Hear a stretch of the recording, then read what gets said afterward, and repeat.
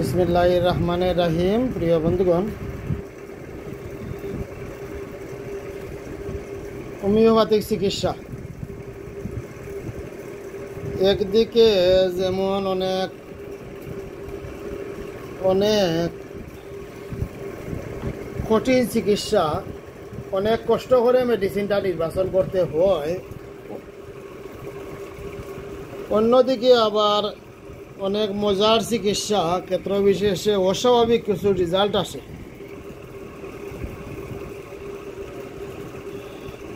তো প্রিয় বন্ধুগণ, এই যে আমার পেশেন্ট 22 বছর বয়স, তাহার একটি শ্বাসকষ্ট চলছে অনেক বৎসর হতে। এই শ্বাসকষ্টের চিকিৎসা অনেক এলোপ্যাথি, হোমিওপ্যাথি ডাক্তাররা করেছেন। এলোপ্যাথিতে চিকিৎসা করলে হয় কি, এই যে শ্বাসকষ্টের ট্যাবলেট এবং গ্যাস দিলে কমে আবার বাড়ে, কমে বাড়ে, নিয়মিত ব্যবহার করতে হয় যেভাবে এলোপ্যাথিকর সিস্টেম সেইভাবে। হোমিওপ্যাথিতে এই রুগী পালসেটিলার মতো রুগীর পিপাসা নাই, গরম কাতর, আবার ক্যামোমিলার মতো রাগ, আবার আর্সেনিকের মতো মারাত্মক অবস্থায় রোগ বৃদ্ধি পায়।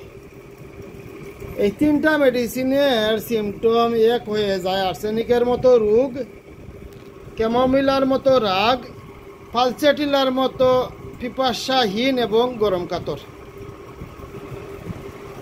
এমতা অবস্থায় রুগী আমার কাছে আসে, তখন আমি চেষ্টা করি, কিন্তু রেজাল্ট পাচ্ছি না ঠিক মতো।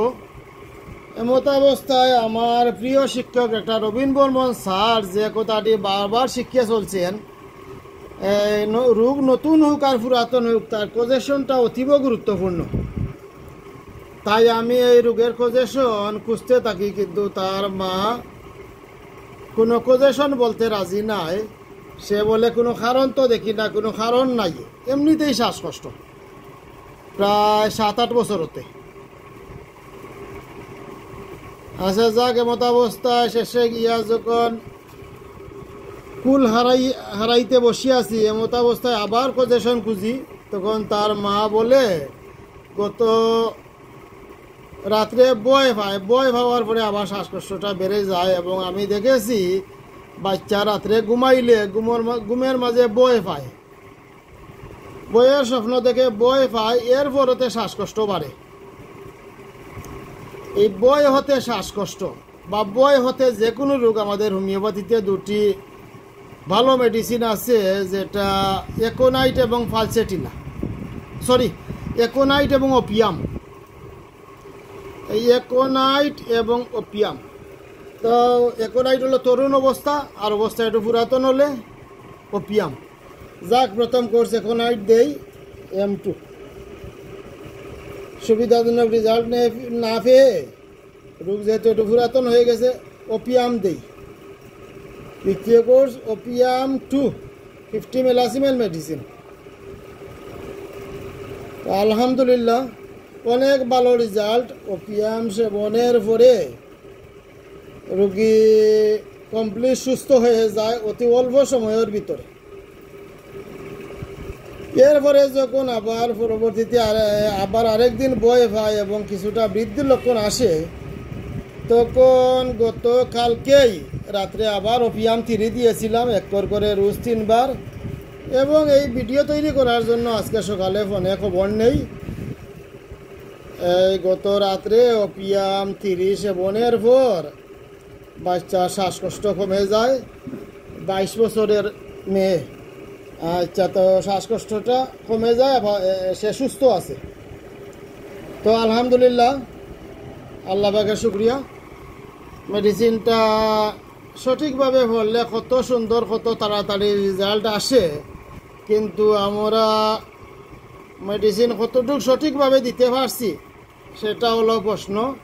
হোমিওপ্যাথিতে অনেক কঠিন চিকিৎসা, এই একটি সিমটমের কারণে একটি মেডিসিন দেওয়া যায় না। সব সিমটম আপনি 1 ঘন্টা সিমটম নিলেন, অনেক সিমটম রুগীর কাছ থেকে পাইলেন, এরপরে কজেশন খুঁজলেন, রুগী যে বয় পাওয়ার পর হতে তার রোগ সৃষ্টি হয়েছে এই কথা রুগী ভুলে গেছে, এই কথা বলতে রাজি না, কারণ এই কথা রুগী ভুলে গেছে। এক্ষেত্রে আপনার ভুল করার সম্ভাবনা 100% থাকবে, কারণ আপনি কজেশন রুগীর ভুলের কারণে হোক আর আপনার ভুলের কারণে হোক আপনি কজেশন খুঁজিয়া বাহির করতে পারছেন না। যখনই আপনি কজেশন খুঁজে পাইবেন যে রুগী বয় পাওয়ার পরতে রোগ সৃষ্টি হয়েছে, তখন সেই রোগ শ্বাসকষ্ট হোক, মাথা ব্যথা হোক আর পাতলা পায়খানা হোক, রোগ যেটাই হয় না কেন, আপনার শ্রেষ্ঠ মেডিসিন হলো ওপিয়াম।